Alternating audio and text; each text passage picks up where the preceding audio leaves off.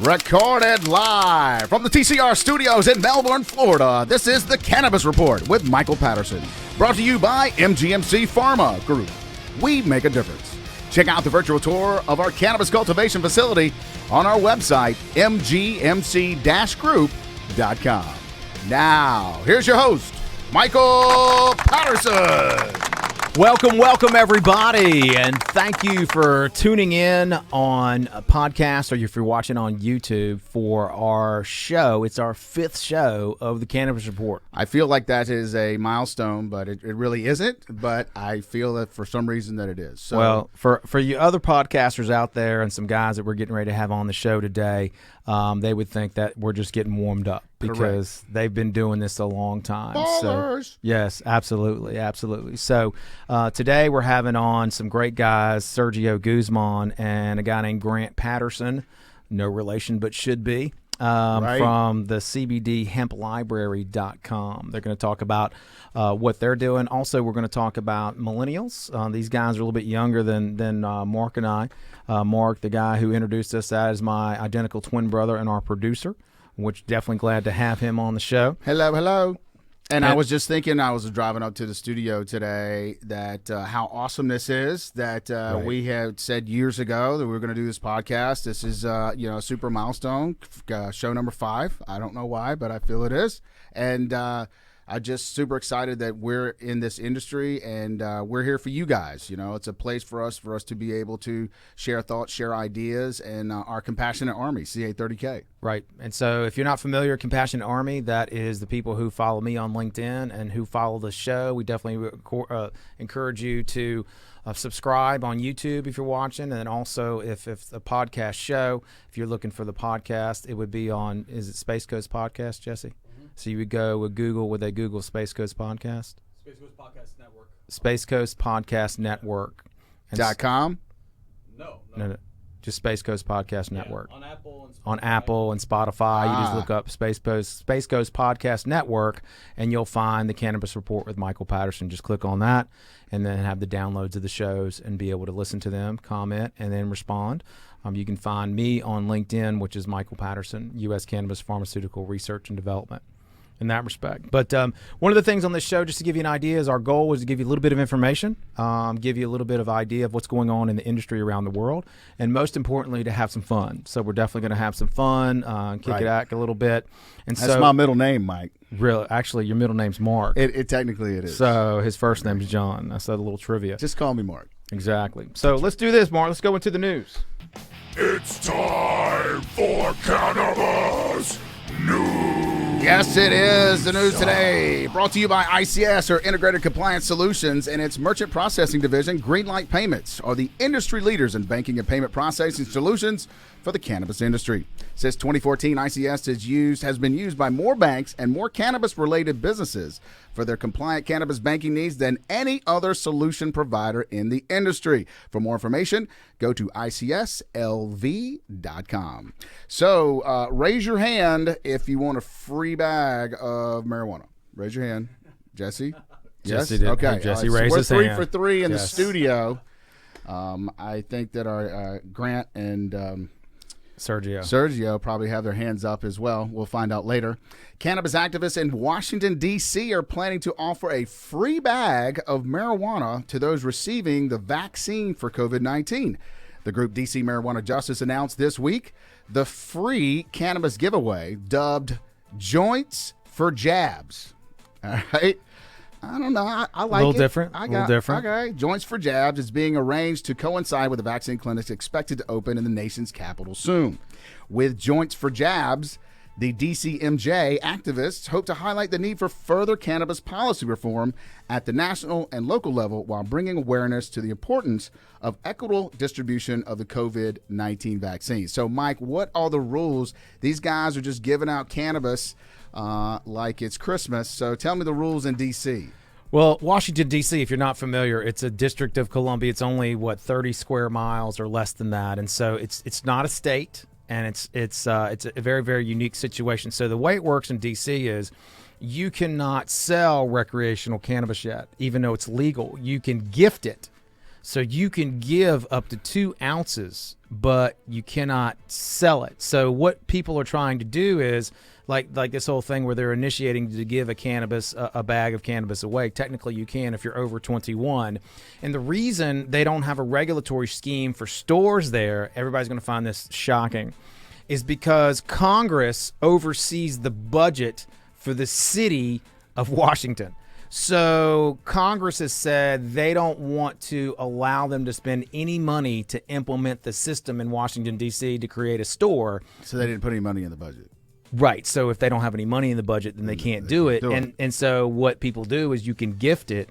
But ironically, if you get caught with it on federal property, and in Washington, D.C., most of Washington is federal property, right? So if you get caught with it on federal property, it's a federal crime. But if you step across the street and go into D.C., it's totally 100% legal. So it's just a cluster. Well, there you go. Once local health officials begin offering vaccines to the general public, dozens of home cannabis cultivators will celebrate the occasion by handing out free bags of marijuana outside the vaccination centers. Local cannabis growers have already pledged 3 pounds of marijuana for the giveaways, and organizers are hoping to amass 5 pounds of pot by the time the events begin. Yeah, it won't be enough. Yeah, I'm sure it won't. The group is now advocating for Senate passage of the MORE Act, a landmark bill that would legalize marijuana at the federal level that was approved by the House of Representatives last month. More clarity on the MORE Act, Mike. Well, the main thing with the MORE Act is to give you an idea in D.C., is the main thing that we all need is we need the decriminalization of cannabis. I do not think that the MORE Act will pass in its current form because to legalize cannabis at the federal level, you really need to have a lot of things happen. You need to have a great infrastructure. We need to be able to have a tax rate that we can all agree upon. We need to have social equity legislation that puts in international trade. So what we're looking at is decriminalization needs to come right away because that keeps the difference between people getting locked up for cannabis and not getting locked up for cannabis. So that's step one. And then I think MORE Act will have different layers, but that's the one thing that we in my side and our company is trying to work on to the government to understand. Let's get decriminalization done first, and then let's go into a comprehensive plan to get cannabis legalization at the federal level. All right, next story. In our own backyard, Florida's medical pot patients have significantly cut back on prescription drug use. A new study by the University of Florida at Gainesville School of Pharmacy is backing up prior research studies showing that medical cannabis can help patients suffering from a variety of serious illnesses reduce their use of opioids, benzos, and dangerous pharmaceuticals. In 2014, Florida lawmakers passed the Compassionate Medical Cannabis Act, a limited law allowing the use of low THC, high CBD cannabis oils to treat a small number of health conditions. Despite its limitations, the law contained a unique provision to help research the program's effectiveness over time. Now, for the first year that program was active, registered cannabis providers were required to submit their initial and follow-up treatments for all their patients. So according to the data, around 40% of patients showed improvements in their conditions after the medical cannabis treatment program, and notable instances of reported reductions in prescription drug use since their initial assessment. So do you see that this is the wave of the future, Mike? Absolutely. If you look at nationally, typically what we're seeing here in Florida as well as other states, patients who start taking medical cannabis typically go down 2 to 3 prescription drugs per month. So if somebody's not every single month, but they would go down 2 to 3 drugs per month. So if you look at that on a national scale, if I'm a pharmaceutical company and I have a drug for chronic pain, an opiate, what have you, and then my patients stop going off on that in multiple states, that's billions of dollars. And then one of the reasons that we see that is because cannabis has what we call is, our bodies have what we call as an endocannabinoid system, and cannabis has cannabinoids. So to explain this, it's kind of like a lock and key system for the body. So cannabis is accepted to our bodies as a natural entity, and so our bodies use that to keep ourselves at homeostasis or at neutral, so to speak. And so it decreases inflammation across our entire body. And what we're learning is more of these diagnoses of these problems, of these diseases and viruses have to deal with inflammation. So if cannabis can decrease that, it's huge. And that's one of the reasons why people say it benefits so many different things, or cannabis helps so many different ailments, is because of that endocannabinoid system. So this is something I see is going to increase. And to give you an idea, here in Florida, there's almost 500,000 medical patients now, which is insane. Oh, wow. I didn't know it had gone up that much. Since 2016, and we're going up almost 5,000 people every week. So it's definitely not going away. It's only going to increase.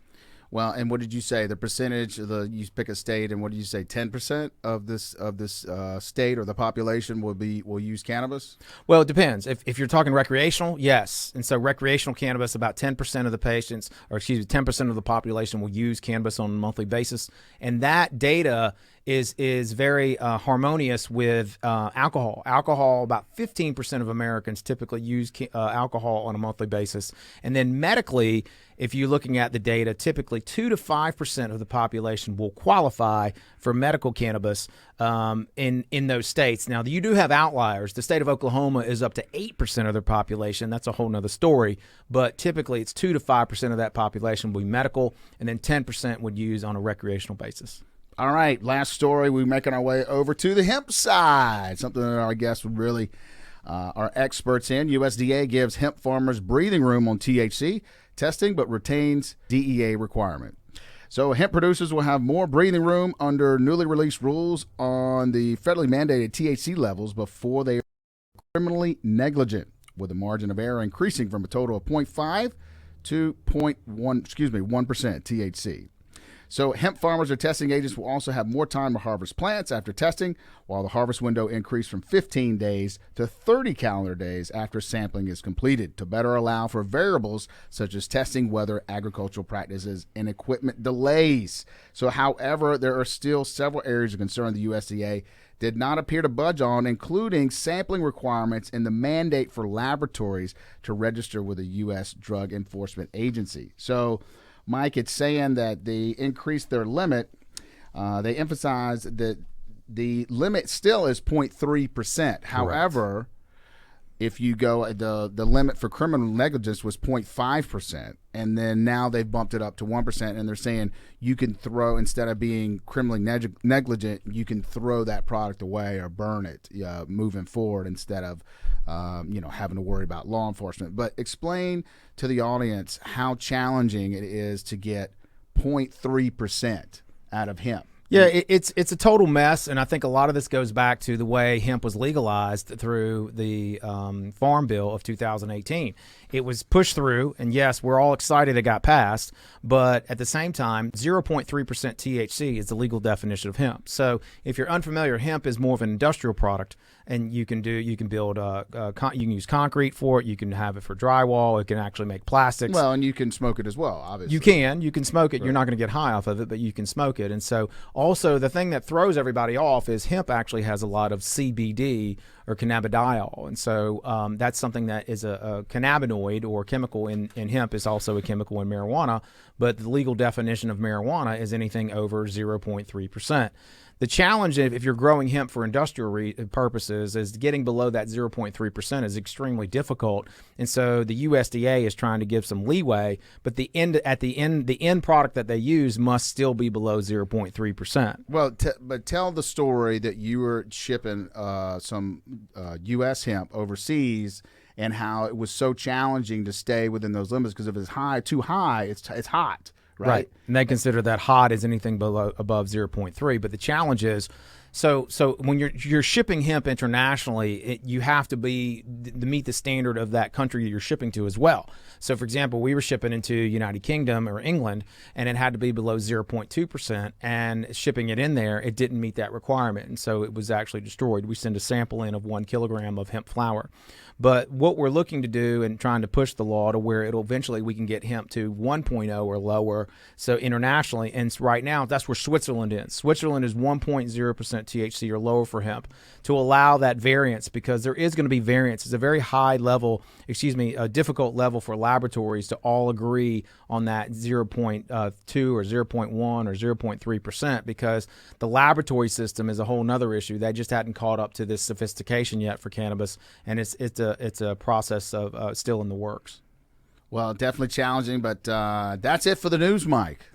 Okay, guys, and so now we're definitely excited to go in to talk to our guests here from CBDlibrary.com. So, Mark, go ahead and take it away. Our guests today are a dynamic duo, one a Florida Gator and the other a Texas Tech Raider, who combined forces in Houston, Texas to create the CBD Hemp Library show on YouTube in 2019.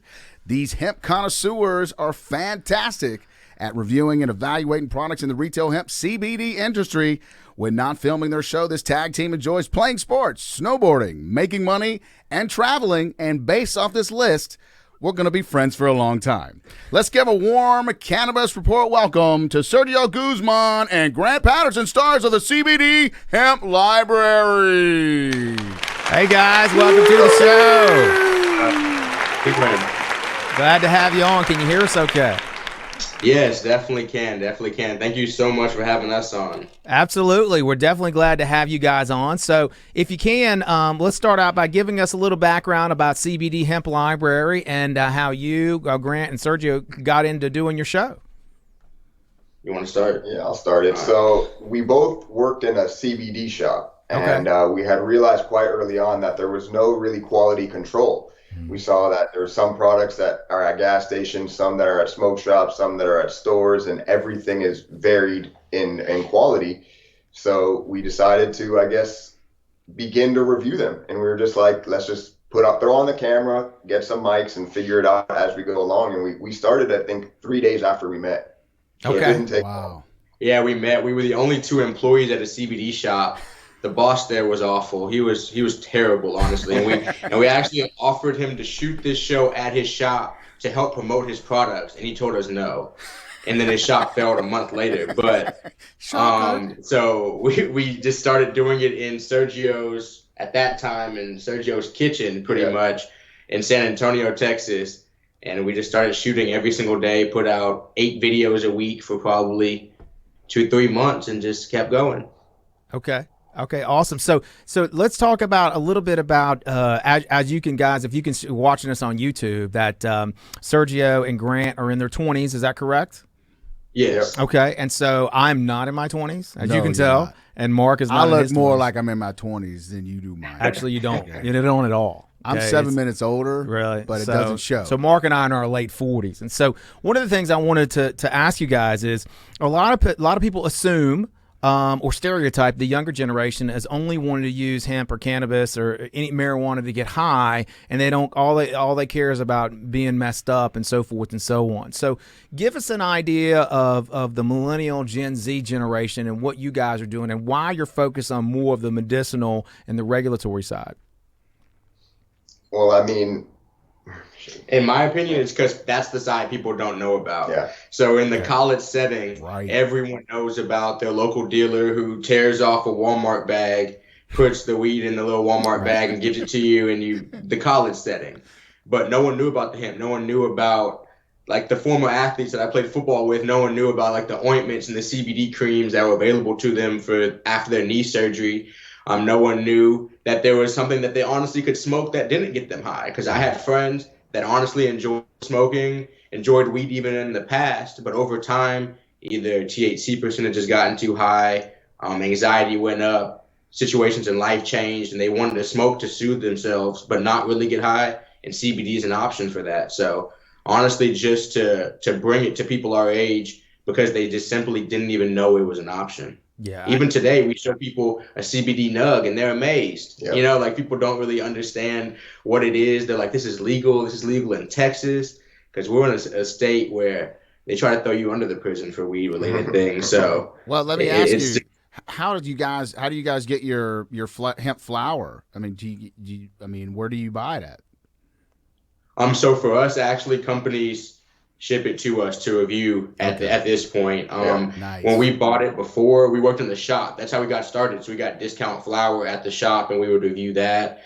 And then we kind of just started branching out, going to conventions. And then at this point, it's mostly all shipped to us from, and doing those reviews. And so with that, tell me this. So smokable hemp flower, if you're unfamiliar listening and watching, it's becoming a thing. Yeah. Our friends in Asheville, North Carolina, they're like, yeah, it's big up here. In Asheville, and also it's becoming a thing internationally, specifically in Europe, because Europe they smoke a lot more tobacco products. And so combined with the well the problem is but hemp, they're looking to try to get them off of tobacco. But yes, the European Europeans, if you're listening, for some reason you guys love to mix tobacco and cannabis, which I don't understand. I don't know that. So Americans, we want them separate. You know, we want it pure. We want it pure, right. And so, but are you guys seeing the same thing with hemp flower starting to be more of not a substitute for tobacco, but more people getting involved in the smoking of it?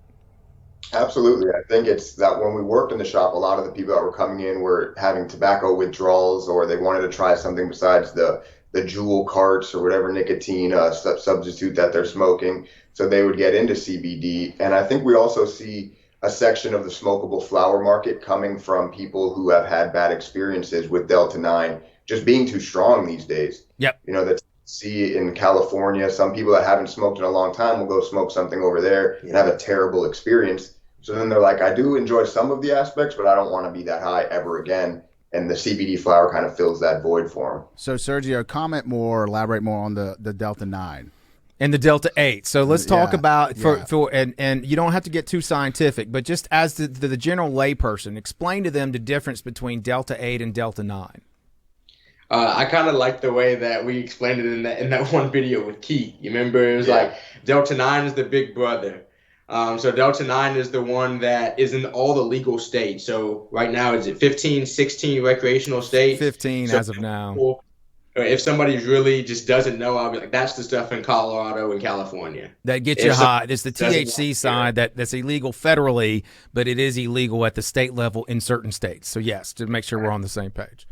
Exactly. So we try to explain them that way. And then if you go down to CBD, that's kind of just in the episode, I think we called it the caring mother, but that's the one that kind of is just a heal-all. It's a way that can help with so many different things and can patch up so many different things, but doesn't get you high at all. And then if you're talking about straight effects, Delta-8 THC is in the middle of that. Yep. Delta-8 THC gives you some of the lift that Delta-9 does, but just simply for not as long.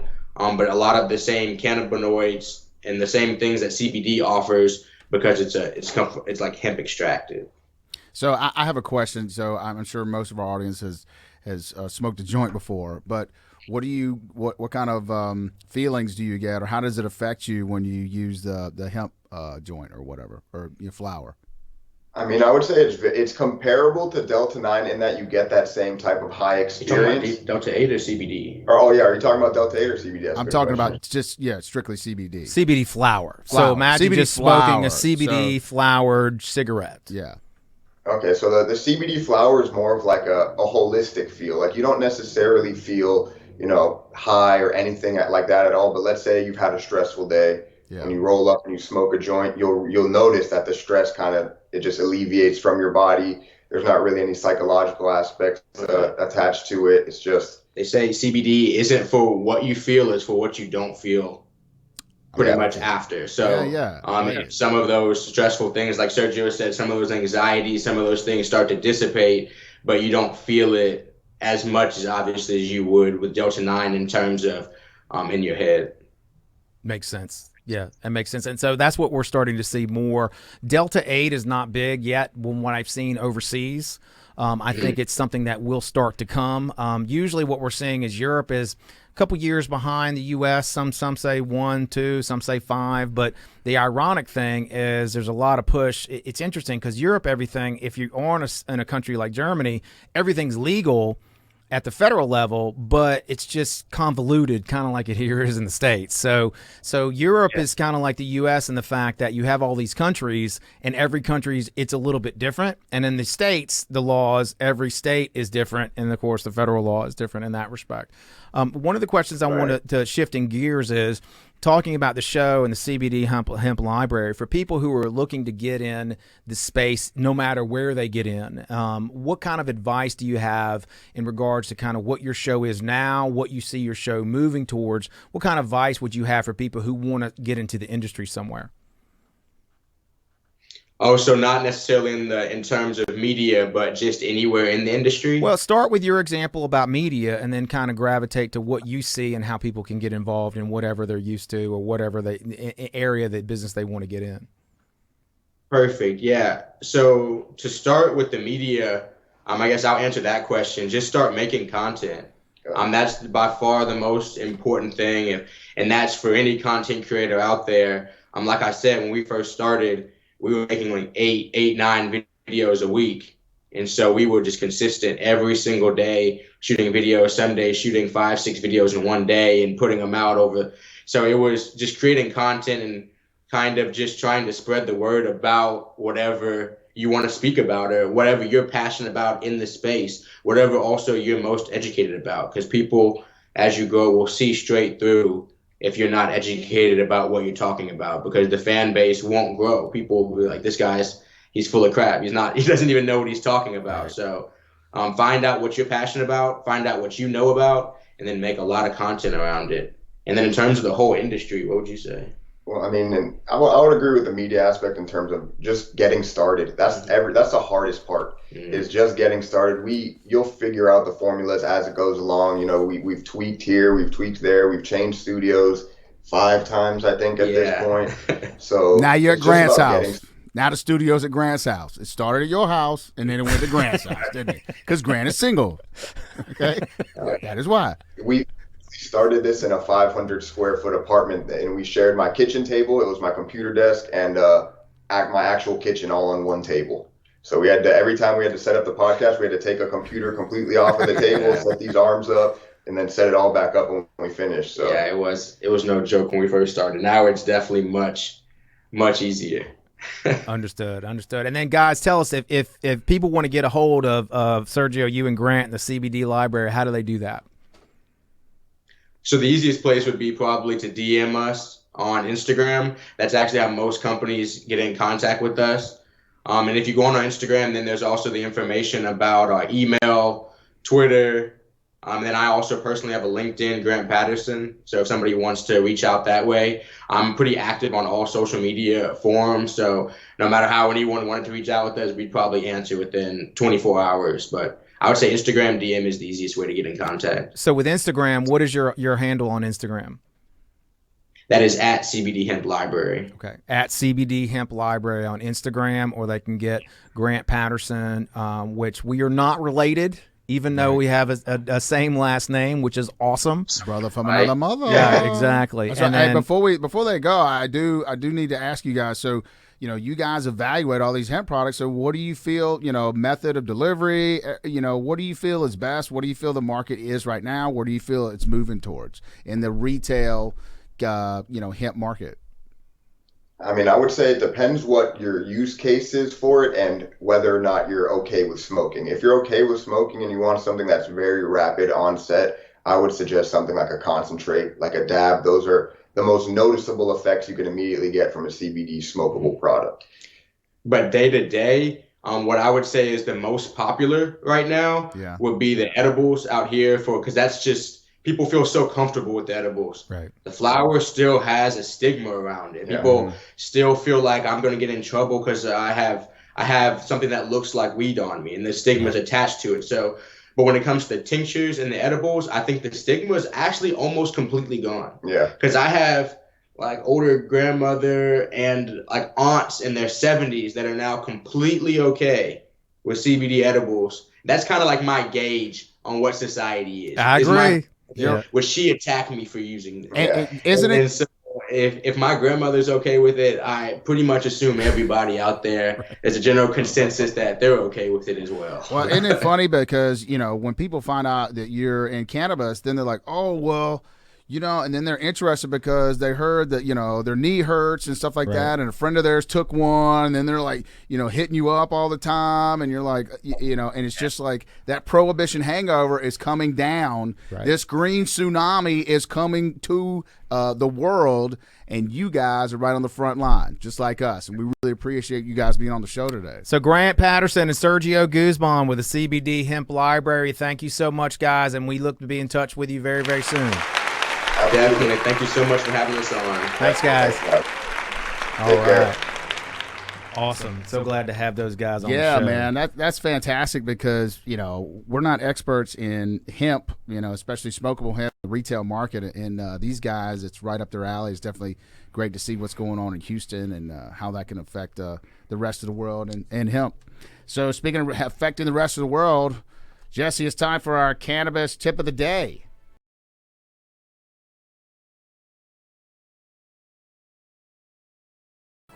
The Cannabis Entrepreneur Tip of the Day. Tip of the day sponsored by Hemp Synergistics. From intelligent hemp-based consumer products and ingredients, Hemp Synergistics is a biotechnology company whose goal is to make a meaningful difference in the hemp industry. For more information, go to hempsynergistics.com. Take it away, Mike. So the tip of the day is get comfortable with being uncomfortable.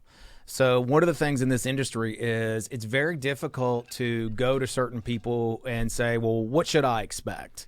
Because the industry is just so new and things keep evolving. And Life begins at the edge of your comfort zone. Well, it does. And so I've been living in the edge of my comfort zone for 8 years now with cannabis. So it's so different. So, for example, and I'll give you specific examples of get comfortable with being uncomfortable. Getting into this, I had to get in a lot of things to where social media, I'm not the best. So I had to get used to making websites, figuring out how to upload different types of things.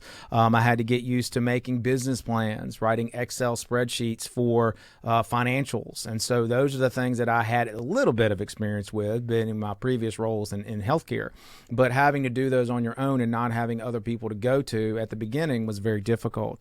One of the things about social media was LinkedIn. I did not realize the benefits of LinkedIn until I started. And then once I started, then I had to sit there and go reach out to people on LinkedIn maybe I did not know and be like, hey, I want to learn about this, or I want to offer my services, and getting that rejection. You know, you're going to get rejected a lot of different things in what you do.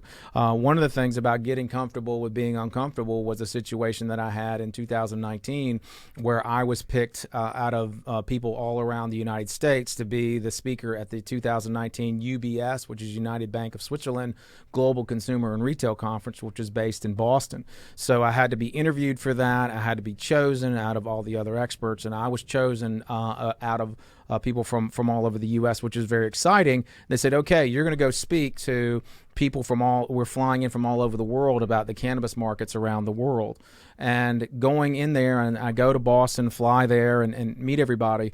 This was the who's who of industry. You had I remember. CEO of Dr. Pepper, you had Domino's Pizza, you had Under Armour, you had large scale other publicly traded companies. And what they would do is anything dealing with consumer and retail, people would come from all over the world. And so I go there, and then I basically go to the desk and say who I am, and I get my little pass. And then they had a little it was kind of like a green room, and I would go in there, and you had to show your pass, and I'd walk in, and they were just like CEOs. So I remember sitting down, and the CEO of Merck Pharmaceutical was sitting at the next table, and I'm like, well, shit, I mean, should I go say something to him? Should I say, hey, how you doing? I'm a marijuana guy. Yeah. And I would wait until it was just he and I would go up and, hi, I'm so-and-so. And they're like, oh, okay, great. Nice to talk to you. And then had a good conversation with him. And then I walked to some companies that were coming in from Norway and Sweden, and I would tell them what I did. And they kind of looked at me kind of funny, like, you're here, and why? And because it's coming. The green wave is coming. And so then, I mean, I was lucky enough to get a conversation with the CEO of Dr. Pepper, who owns Keurig. I don't know if you know that Dr. Pepper bought them. I did not know that. And I'm sitting there with their CFO, and I'm like, look, guys, CBD K-Pods are coming with coffee.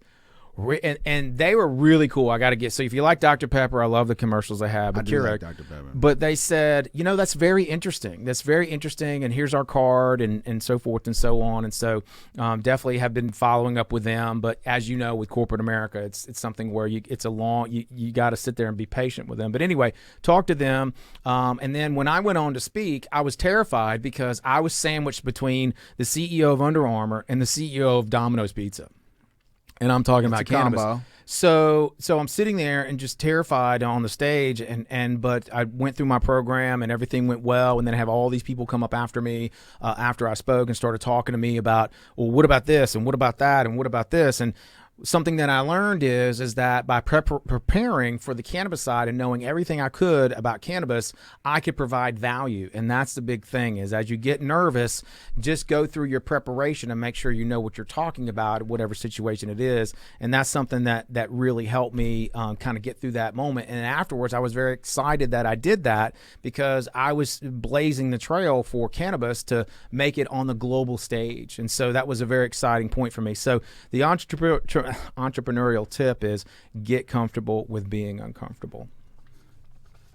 Well, you did, and I remember that time was pretty exciting. And through your whole, you kind of had to make a pathway, and that's what we want to do is help the industry out. There was nothing like this 7-8 years ago, and the industry is just starting to boom. And we are all this industry, so we all need to stick together. We all need to work together to form a better world. We're going to change the world. Absolutely. And go ahead. All right, speaking of changing the world, Jesse, our champion of the day. Of the week. My bad. Don't want to shortchange it. The Cannabis Champion of the Week.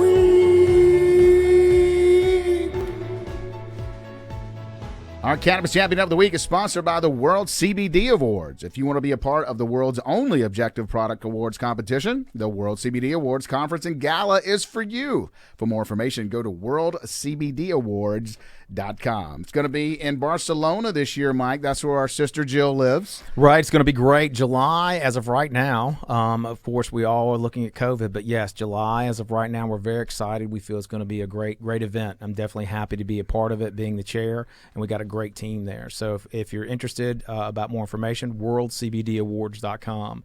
So our champion of the week is Hannah Deacon. She's out of the United Kingdom. And so this is Hannah's LinkedIn profile to give you an idea of what she's doing for all of us in pushing this forward.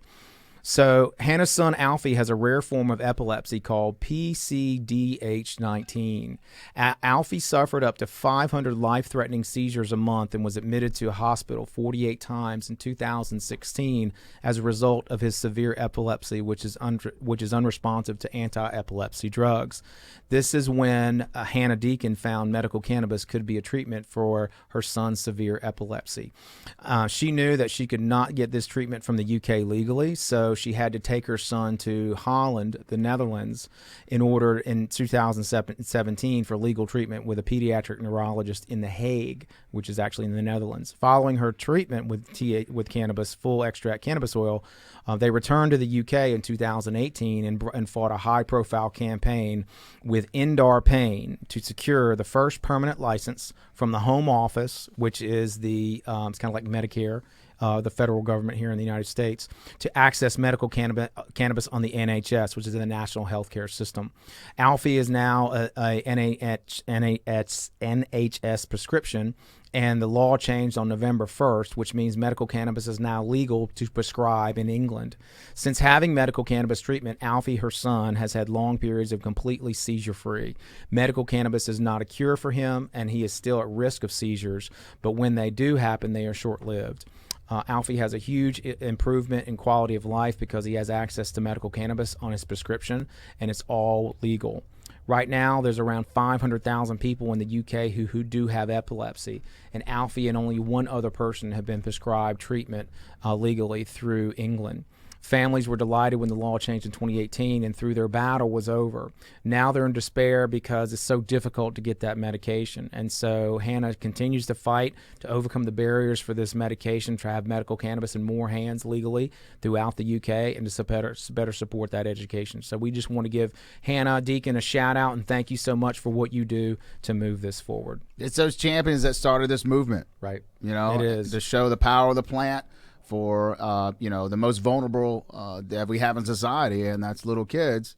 And so it starts there and it goes out. The green tsunami is on its way. Right. And if you know anybody who's somebody deserving of a cannabis champion, please DM me on LinkedIn. It's Michael Patterson, U.S. Cannabis Pharmaceutical. But that's the end of our show, and that's the way it is in the world of cannabis today.